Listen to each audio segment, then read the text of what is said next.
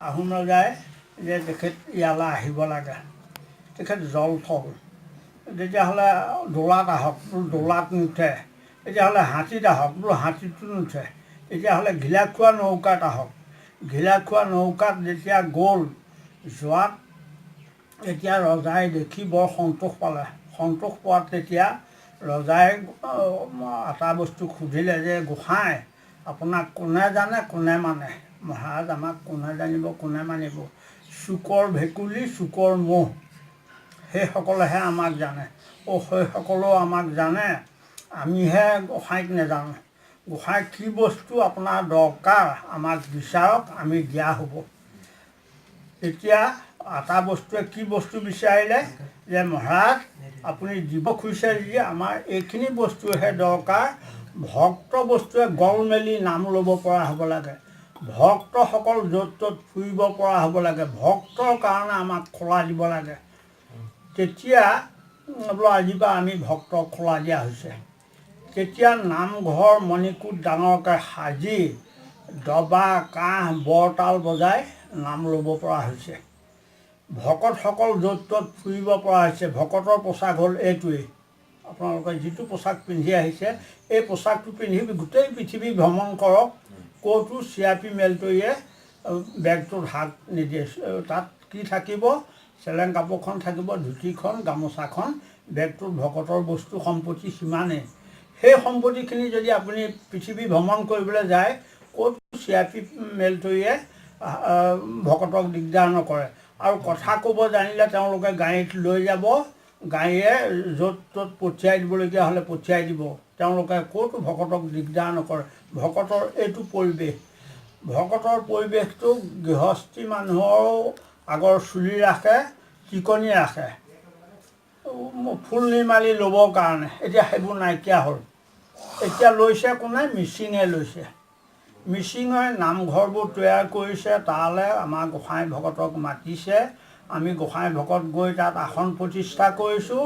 তেওঁলোকৰ মিচিঙৰ মানুহে যিটো পৰিৱেশ, যি ধুতি পঞ্জাবী পিন্ধি চেলেং গামোচা লৈ মাইকীসকলেও গৈ তাত লৈ পেলাই গোসাঁইক সেৱা কৰোঁতে চুলি কোচা মেলি উভতাই মাটিলে দি পেলাই গোসাঁইক সেৱা কৰিছে এচলীয়া হৈ বহি। আৰু তেওঁলোকৰ যিটো পৰিৱেশ, আমাৰ নাম এষাৰ পাতিলে গাঁৱৰ ল'ৰা ছোৱালী সেইগতে নাযায়। তেওঁলোকৰ মিচিঙৰ ইমান উন্নত হৈছে। অৰুণাচললৈ গৈছোঁ, অৰুণাচলতো সেইগতেই। অজাতিত যে ধৰ্ম ৰ'ব বুলি কৈছে, অজাতিতহে এতিয়া ৰ'বগৈ। সকলোৱে শংকৰদেৱ মাধৱদেৱক জানিছে, কিন্তু আমাৰ অসমীয়া মানুহে নজনা হ'ল। আমি মৰিগাঁৱলৈ গ'লোঁ, মৰিগাঁৱত সত্ৰ মহাসভাৰ মিটিং হৈছিলে। মিটিঙত গোসাঁইসকলে কৈছে যে আমাৰ সত্ৰবোৰত কি কলা কৃষ্টি নাইকিয়া হৈছে, সকলো দেশে বিদেশে শিকক, ক'তোৱেই নাই। গোসাঁই ঘৰত খেনো ঘৰত নামষাৰ নাই। শংকৰী কলা কৃষ্টি ক'ত আছে? কমলাবাৰী সত্ৰ কেইখনৰ বাদে কোনো জেগাত নাই। আউতি দক্ষিণপটীয়া তেখেতসকল ৰজাঘৰীয়া, তেখেতসকলৰ ঘৰত নাই। আজি দক্ষিণপাট সত্ৰত গুৰুজনৰ অংকীয়া নাটক এখন নাই। আউতি সত্ৰ এতিয়া দুখন এখন নাটক শিকি লৈছে, আৰু নাচ দুখন এখন শিকি লৈছে, দুটা চাৰিটা বৰগীত শিকিছে। এহেলে দুচৰা জেগাত ক'তো নাই। গোসাঁইসকলে তাত কৈছে যে আমাৰ য'ত ত'তে প্ৰচাৰ কৰক। ক'তো প্ৰচাৰ কৰি কি কৰিব? নামষাৰে অকল প্ৰচাৰ কৰাটো নহয়। গুৰুজনে অলংকাৰবোৰ কিয়, এই গামোচাখন চোলাটো ধুতিখন কিয় কৰিছে? সেইটো অলংকাৰ। গুৰুজনে কলা কৃষ্টি নাম প্ৰসংগ সকলো 12কুৰি অংক বৰগীত, 12খন অংকীয়া নাটক, 12খন ধেমালি, বহা নাচ, চালি নাচ, নাদুভঙী, প্ৰৱেশ, মাটি অখৰা, এনেধৰণে নানান ধৰণৰ নাচ নৃত্য গুৰুজনে কৰি থৈ গৈছে। সেইখিনি যদি সত্ৰ সবাহত নাৰাখে, সত্ৰ কি? সকলো সংগ্ৰহকে যিখন সত্ৰতে ৰাখে সেইখনেই সত্ৰ বুলি কৈছে। এহেলে সত্ৰ নামষাৰ হেৰি কৰাই নহয়। আপোনাৰ ঘৰত পিতৃ মাতৃৰ দিনৰ পৰা বৰতালো আছিলে, নাম গাই থাকে। এতিয়া আপোনাৰ চাকৰি আছিলে, চাকৰি থকাত তালযোৰ বন্ধ হৈ আছিলে। সেই চাকৰিটো ৰিটায়াৰ হ'ল, দেউতাৰ দিনত বাইছিলে। এতিয়া ময়ো নামষাৰ শিকি ময়ো প্ৰসংগটো ৰাখোঁ।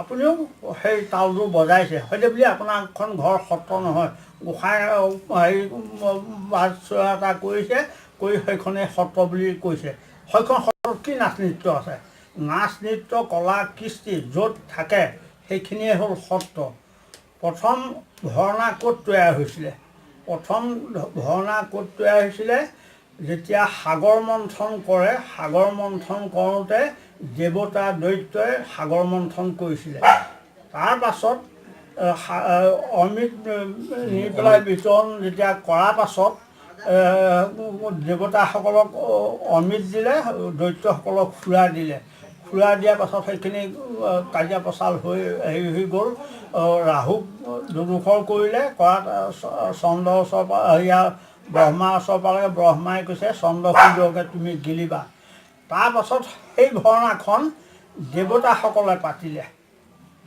সাগৰ মন্থন কৰা ভাওনাখন দেৱতাসকলে পাতিলে দেৱতাসকলে যেতিয়া পাতিলে দৈত্যসকলে গৈ কাজিয়া কৰিলেগৈ যে দেৱতাই দৈত্যই গোট খাইহে আমি সাগৰ মন্থন কৰিছিলোঁ তোমালোকে অকলে ভাওনাটো কেনেকৈ পাতিলে হওক এই আমাৰ ভাওনা কৰিলে যে কাজিয়া হয় কথাটো হ'ল সেইটোৱেই তাৰপাছত অংকীয়া ভাওনা গুৰুজনে ক'ৰ পৰা কৰিলে গোপীসকলে ভকত বুলি কৈছে গোপীসকলৰ লগৰ পৰা ৰাধাক লৈ কৃষ্ণ পলায়ন কৰিলে পলায়ন কৰোঁতে যেতিয়া গোপীসকলে গোসাঁই গোটেই লীলা চৰিত্ৰখিনি গোপীসকলে কৰিলে সেই গোপীসকলে কৰা লীলাখিনিকে গুৰুজনে অংকীয়া ভাওনা কৰিছে গুৰুজনে প্ৰথম চিহ্নযাত্ৰা কৰিছে তাৰপাছত কৃষ্ণদেৱে গোপবালকসকলক ব্ৰাহ্মণসকলৰ ওচৰলৈ পঠিয়ালে যে ব্ৰাহ্মণসকলৰ ওচৰলৈ তোমালোক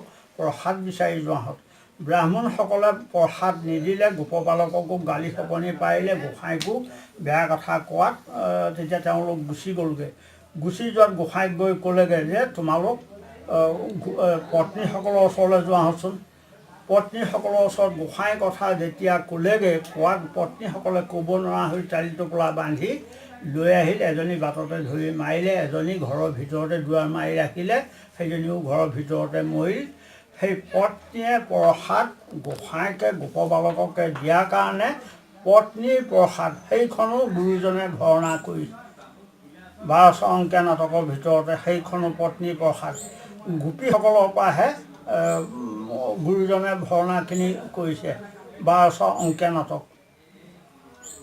ভকতসকলক ভকত বুলি কোৱা নাই গোপীসকলকহে ভকত বুলি কৈছে গোপীসকলৰ যিখিনি ভক্তি আজিও আছে ভক্তি গোপীসকলৰ বৈবিধ্য যিসকল গোপী সেইসকলৰ আজিও ভক্তি আছে বিপ্ৰ দামোদৰৰ ঘৈণীয়েকক ভকত বুলি কৈছে বিপ্ৰ দামোদৰৰ ঘৈণীয়েকক ভকত বুলি কৈছে যে আমাৰ ইমান দুখত চলিছোঁ আপুনি যাওকচোন গোসাঁইৰ ওচৰলৈ নিবিড়কিটো মই কিবা এটা সুবিধাকৈ দিম চাউল কেইটামান ভাজি দি পঠিয়ালে লৈ গ'ল কাষৰ তলতে কাপোৰৰ টোপোলাটো বান্ধি লৈ গৈ গোসাঁই ঘৰ পালেগৈ গোসাঁয়ে ভৰি হাত ধুৱাই গা পা ধুৱাই ভাল বস্তু খাবলৈ দিয়াত ভজা চাউলকেইটা গোসাঁয়ে নিদিলে দামোদৰে নিদিলে পিছদিনাখন বিদায় কাৰণ লৈ যাবলৈ ওলাইছে দামোদৰ তেতিয়া গোসাঁয়ে ক'লে যে মোৰ ভকতৰ উদাৰ চৰিত্ৰ ফুলে জলে দিলে মই তাতে সন্তুষ্ট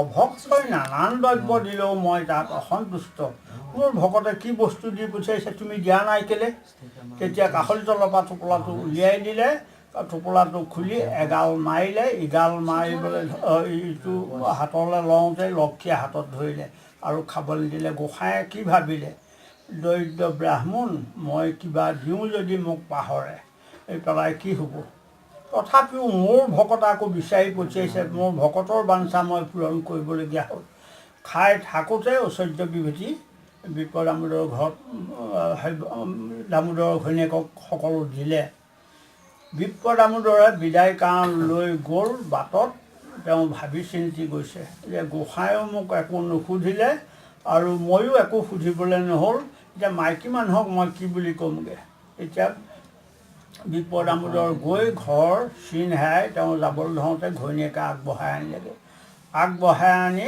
ঘৰৰ ভিতৰত যেতিয়া সোমালে বিপ্ৰ দামোদৰৰ ওপৰলৈ চাই এইবোৰ সম্পত্তি মোৰ নহয় ঐশ্বৰ্য সম্পত্তি এইবোৰ প্ৰভুৱে দিছে, এইবোৰত মোৰ আসক্ত থাকিব নালাগে। মই সদায় প্ৰভুৰ ওচৰত যেন মোৰ ভক্তি থাকে, এইবোৰ সম্পত্তি মোৰ নহয়।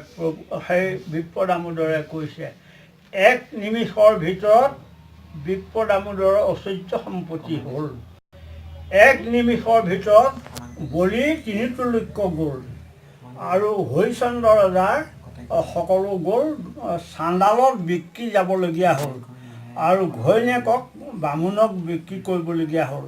সেইকাৰণে হ'বলৈ বেছি সময় নালাগে, যাবলৈ বেছি সময় নালাগে।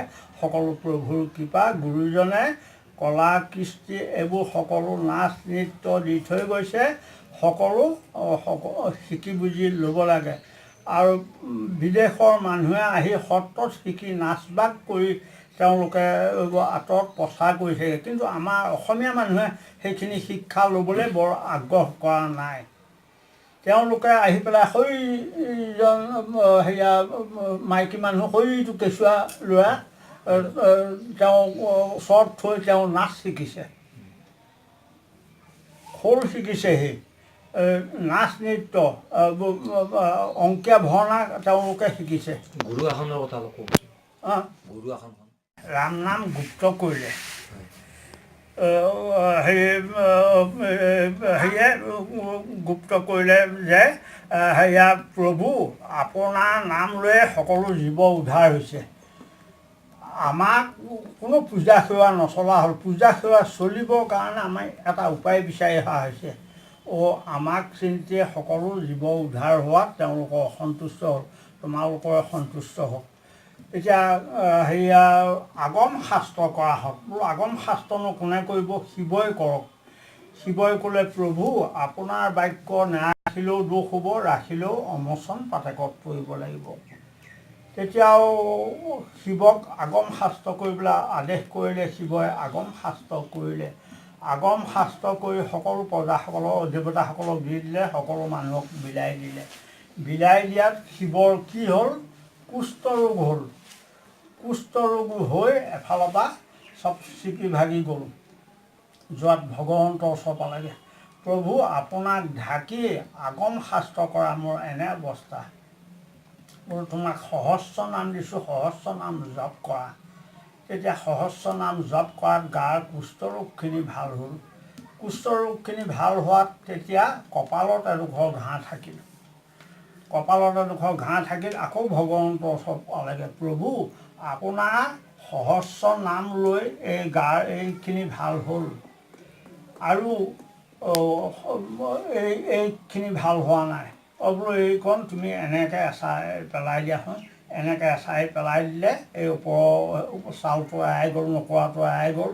নকৰাটো এৰাই যোৱাতে গোটেই একেবাৰে তিৰবিৰাবলৈ ধৰিলে। এইকণে কলিত তোমাৰ শোভা দিব। অৰ্ধচন্দ্ৰ যে শিৱৰ অৰ্ধচন্দ্ৰ এটা ত্ৰিনয়ন বুলি যে কয়, সেই অমোচন পাতকৰ সেইখন চিন। তেতিয়া প্ৰভু আপোনাৰ নাম লৈ এই পাপৰ মোচনহে হ'ল, গতি পাম কেনেকৈ? শূলপাণি সেইকণো তুমি তৰ্কিলা। তোমাৰ নাম লৈ মই কলিত যেতিয়া অৱতাৰ হ'ম, তেতিয়া তুমি গতি পাবা। তেতিয়া ইয়াত পৃথিৱীত কি হ'ল? পৃথিৱীতে জীৱ মৰিছে, পৃথিৱীতে উপজিছে। কোনো ৰকমে দেৱী দুৰ্গা, কালী ভদ্ৰা এইসকলক মানিবলগীয়া হ'ল নহয়। কিছুমান গোসাঁই মহন্ত ভাল যিখিনি মানুহ দেৱী দুৰ্গাক নেমানে, কৃষ্ণ মূৰ্তি তৈয়াৰ কৰি তেওঁলোকে ভিতৰত পূজা কৰে। দেৱী দুৰ্গা পূজাকে কৰিছে নে কৃষ্ণ পূজাকে কৰিছে এইটো তেওঁলোকে বাহিৰা মানুহে নাজানে। কৃষ্ণ মূৰ্তি তেতিয়াৰ পৰাই পূজা কৰি আছিলে। তাৰ পাছত কি হ'ল? শংকৰদেৱ পৃথিৱীৰ জীৱসকল কোনো ৰকমে উদ্ধাৰ নোহোৱা হ'ল। পৃথিৱীতে জীৱ মৰিছে, পৃথিৱীতে উপজিছে, গোটেই মাছে কমাদি কমাবলৈ জীৱ উদ্ধাৰ নাই।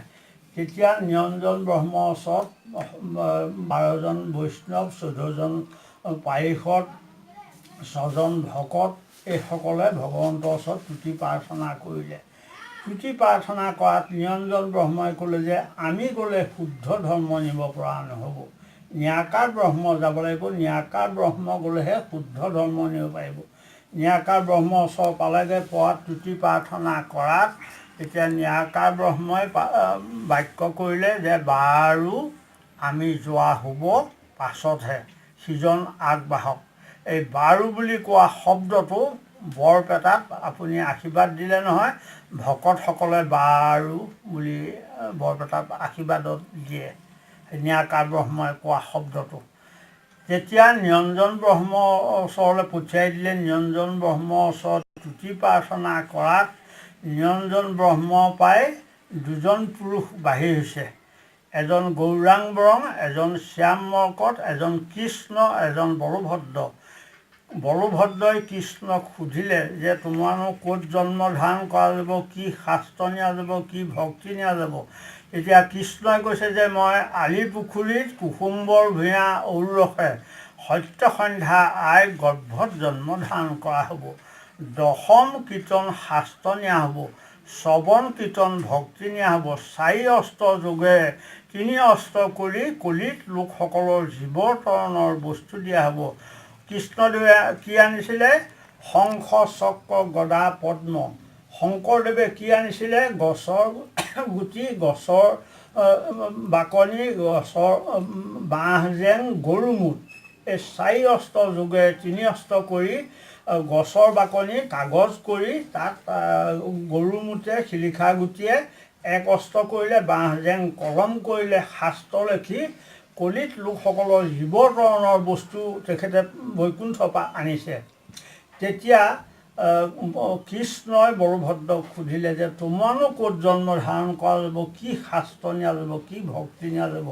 তেতিয়া বলভদ্ৰই কৈছে যে মই লেটেকু পুখুৰীত হৰসিংহজ আশ্ৰয়ত গোবিন্দগিৰি ঔৰসে সত্যাৱতী আই গৰ্ভত জন্ম ধাৰণ কৰা হ'ব। ঘোষা ৰত্নাৱলী শাস্ত্ৰ নিয়া হ'ব, শ্ৰদ্ধা প্ৰীতি ভক্তি নিয়া হ'ব। তেতিয়া কৃষ্ণই বলভদ্ৰক প্ৰশংসা কৰিছে যে আমাতকৈ তোমাৰ শক্তি ভক্তি বলা হ'ব। ঘোষা শাস্ত্ৰ যে নিয়া যাব, হালোৱাই হাল বাওঁতে, শিপিনীয়ে তাঁত বওঁতে, পথকে পথকি যাওঁতে ঘোষি থাকিলেও অন্ত নহ'ব।